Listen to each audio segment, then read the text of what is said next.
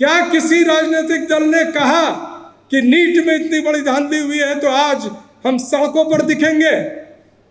क्या किसी राजनीतिक दल ने यह कहा कि किसानों के साथ अन्याय हुआ है तो हम उनके साथ खड़े रहेंगे अगर वो कोई कॉल दे? यूपीएससी के चेयरमैन को इस्तीफा देना पड़ा है। वजह क्या है लोगों को पता नहीं है।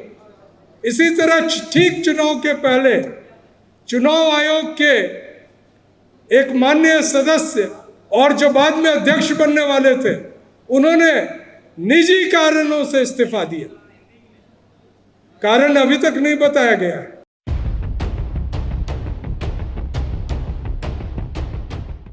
जय भीम, जय कर्पूरी, जय मंडल, जय महाराज साहू जी महाराज। सभी अपने पूर्वज और जो हमारे राजा थे सूरजमल जी, उनको भी याद करते हुए मैं ये कार्यक्रम शुरू करता हूँ। संसद चल रही है, आज बजट प्रस्तुत हुआ और उस बीच में आज ये क्या आवश्यकता पड़ी कि कई सारे संगठन जिनमें संविधान बचाओ संघर्ष समिति शामिल है, वी द पीपल है, मिशन जय भीम है, सामाजिक चेतना परिषद है और जनाब अली अनवर साहब बैठे हैं जो पासमानदा मुस्लिम महाज के नायक हैं। क्या आवश्यकता पड़ी? और मैं बताना चाहूँगा, अभी हमारे सभा की शुरुआत में ही जनाब अली अनवर साहब तो हैं ही उपस्थित, किसान नेता और खाप के एक बड़े प्रमुख व्यक्ति ओम प्रकाश धनखड़ जी हैं यहाँ उपस्थित। और अभी मैं देख रहा हूँ पंकज पुष्कर जी पूर्व विधायक भी आ गए हैं। हमारे सभी साथी जो यहाँ अभी उपस्थित हुए हैं, चूँकि कार्यक्रम का समय लंबा है, कुछ लोग थोड़े देर बाद शामिल होंगे। मैं पहले सूचना दे दूं कि कम से कम 15 सांसदों का सहमति प्राप्त है कि वो आएंगे, लेकिन सभी का कहना था कि हम आएंगे तो आधे घंटे के लिए आएंगे, तो हमने उनको एक लिबर्टी दिया है। तो मैं बता रहा था कि क्या आवश्यकता पड़ी कि संसद के सत्र में रहते हुए हम सांसदों से गुजारिश कर सकते थे, उनसे जाके मिन्नतें कर सकते थे, हमारे किसान नेता उनसे मिन्नतें कर सकते थे, विश्वविद्यालय के कई छात्र यहाँ हैं, वो कह सकते थे कि हमारे मुद्दे उठाए जाएं। लेकिन सरकार तो वही पुरानी ढर्रे पर, वही पुरानी सरकार जिसको 2024 में जनता ने नकारा है, जो सुप्रीम कोर्ट के हस्तक्षेप के बाद, एक ऐसे चुनाव आयोग के गठन के बाद जिसके गठन में ही दिख गया कि किस तरह से वो पक्षपाती एक चुनाव आयोग है, उसके सहयोग से और सबसे बड़ा हथियार जो अभी सत्ताधारी दल का है ईवीएम के सहयोग से, वो सत्ता पर बने हुए हैं। और सिर्फ बने हुए नहीं है, वो एजेंडा को मोड़ रहे हैं। यूपीएससी में एक बड़ा धांधली लोगों को नजर आया। यूपीएससी के चेयरमैन को इस्तीफा देना पड़ा है। वजह क्या है लोगों को पता नहीं है। इसी तरह ठीक चुनाव के पहले चुनाव आयोग के एक माननीय सदस्य और जो बाद में अध्यक्ष बनने वाले थे, उन्होंने निजी कारणों से इस्तीफा दिया। कारण अभी तक नहीं बताया गया है। आरबीआई के लोगों ने इस्तीफा दिया, कारण नहीं पता चला है। तो इस सरकार के रहते, इस संसद के रहते एक जरूरत है कि आम जनता भी, छात्र भी, किसान भी, युवा भी, सामाजिक न्याय के लिए संघर्ष करने वाले व्यक्ति को इकट्ठे होना पड़ेगा, क्योंकि ढर्रा वही पुराना है, रवैया वही पुराना है। सरों पर चिपकाए जा रहे हैं कि आप अगर फल बेचते हैं तो अपना नाम कहिए। उस नाम को ध्यान दीजिए जिनको वो कह रहे हैं उनका तो वो कपड़ों से ही पता लगा लेते हैं। भाषण सुने थे ना कि हम कपड़ों से ही पहचान लेते हैं कौन है। तो वो नाम उनके लिए नहीं है, नाम उन दलित, पिछड़ों और आदिवासियों के लिए है जिनके पेट पर लात मारने की योजना, साजिशन बहुत अच्छे तरीके से बन चुकी है। ये नाम उन लोगों के लिए जो खेतों में हल चलाकर अपनी मेहनत से पसीना बहाकर इस देश को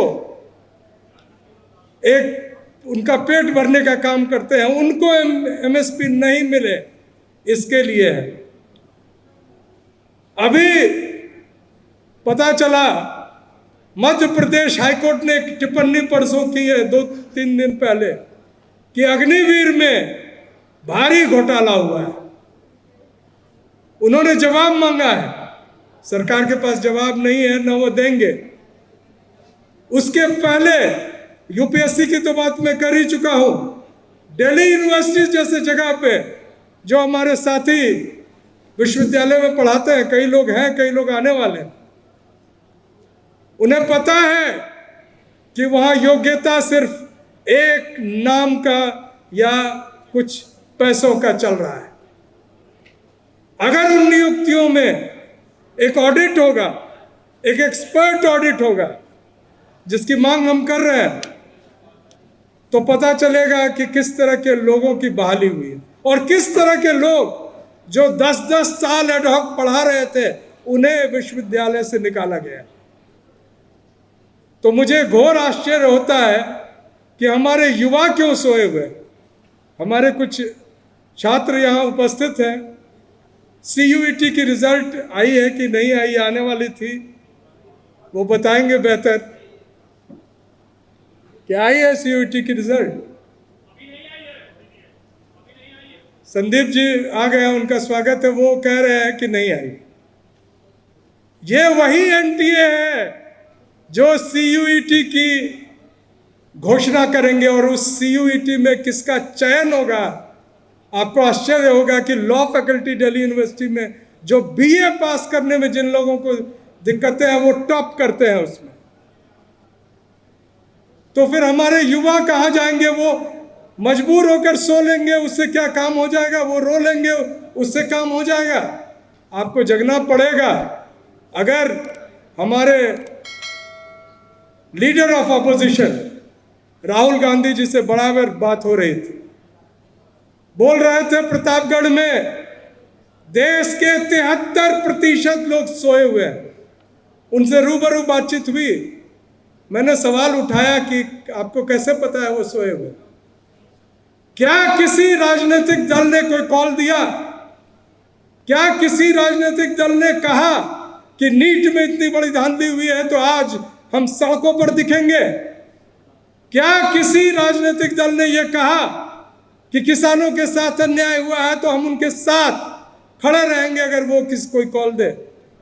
क्या किसी राजनीतिक दल ने कहा सिविल सर्विसेज में इतनी बड़ी धांधली, जो सर्टिफिकेट बदलकर, बार बार बदलकर, और वो देश के शीर्ष पद पर आ चुके हैं, तो आपने तो कोई कॉल दिया नहीं, तो कैसे पता चला लोग सोए? अगर आपने कोई कॉल दिया होता और लोग रिस्पॉन्ड नहीं करते तो हम भी मानते कि लोग सोए हुए।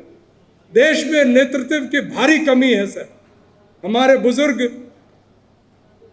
धनखड़ जी बैठे हुए हैं, दलाल साहब हैं बैठे हुए हैं, इस देश के प्रखर विद्वान प्रोफेसर कांचा इलैया जी भी हमारे साथ सामने बैठे हुए हैं, अली अनवर साहब उपस्थित हैं, संजय जी और जितने हमारे जय भीम मिशन और बाकी जो अलग अलग जातीय संगठन के बड़े नेता हैं, सभी आज यहाँ उपस्थित। मैं उनसे एक सवाल छोड़कर आज अपनी बात को समाप्त करूंगा कि आपको तय करना होगा सर कि एक दिन हम सम्मिलित रूप से सड़क पर दिखें। इसलिए तय करना होगा कि अगर हम सड़क पर नहीं दिखेंगे तो संसद में तो सिर्फ वो बात चल रही है जिसका कोई मतलब नहीं है। बजट आ रहा है, उस बजट का कोई विरोध भी अगर होगा तो कुछ नहीं निकलेगा। क्या हुआ? सभी ट्रेन और एक रेल मंत्री है जिनके जन्मदिन पर बड़ा हादसा होता है, वो फरसा लेकर निकले थे कहने की हम ब्राह्मणों की सभा का नेतृत्व करते हैं। और उनके शासनकाल में इतनी बड़ी बड़ी दुर्घटनाएं हुई हैं, इतने हजारों लोग मारे गए हैं, लेकिन वो शान से आरएसएस बीजेपी के नेतृत्व की सरकार पर सिर्फ इस वजह से क्योंकि वो ब्राह्मण है तो बैठे हुए। इसी तरह से जितने मंत्री हैं उनकी आप जांच करा ले, या तो उनको पावर नहीं है या एक संगठित रूप से वो एक बड़े भ्रष्टाचार के साथ एक समर्थक बने हुए हैं। वो भ्रष्टाचार होता है कि छोटे छोटे भ्रष्टाचार को बंद करके इलेक्टोरल बॉन्ड आ जाता है और वहां तय होता है कि हम किस तरह से आपका काम करेंगे, कितना रुपया देना है। क्या कोई राजनीतिक दल इलेक्टोरल बॉन्ड के विरुद्ध सड़कों पर दिखा? मेरा अपनी बात समाप्त करने से पहले मैं आपके साथ बना रहूंगा, और जितने हमारे जिन लोगों को हमने आमंत्रित किया है वो आते रहेंगे, तो उन्हें रिसीव करना भी दायित्व हम लोगों का है। हमारे साथ युवा साथी लोग हैं, मेरे छात्र हैं, और भी कई युवाएं हैं यहाँ। लेकिन मैं सर आप लोगों से हाथ जोड़ के एक विनती करना चाहता हूँ कि सड़क पर उतरने का एक दिन कृपया आज तय करें। बहुत सारे संगठन हैं, आप कॉल देंगे तो देखिएगा कि लोग सोए हुए नहीं है, लोग बेचैन हैं। उन्हें पता नहीं है कि कौन नेतृत्व कर रहा है, कौन क्या बोल रहा है। घर में बात होती है कि मेरा बच्चा मेडिकल नहीं किया, अपना सब कुछ लुटाकर वो कोटा भेजते हैं कि हम वहाँ उनको ट्यूशन और कोचिंग करा रहे हैं। लेकिन यहाँ जो हो रहा है अन्याय ही नहीं, बहुत बड़ी अन्याय है। मैं पुनः अपने सभी क्रांतिकारी पूर्वजों को याद करते हुए और अपनी बात को आगे बढ़ाने के लिए मैं आग्रह करूंगा अनिल पटेल जी से कि वो आकर जो हमारे सम्माननीय वक्ता हैं उनको आमंत्रित करें। जय संविधान।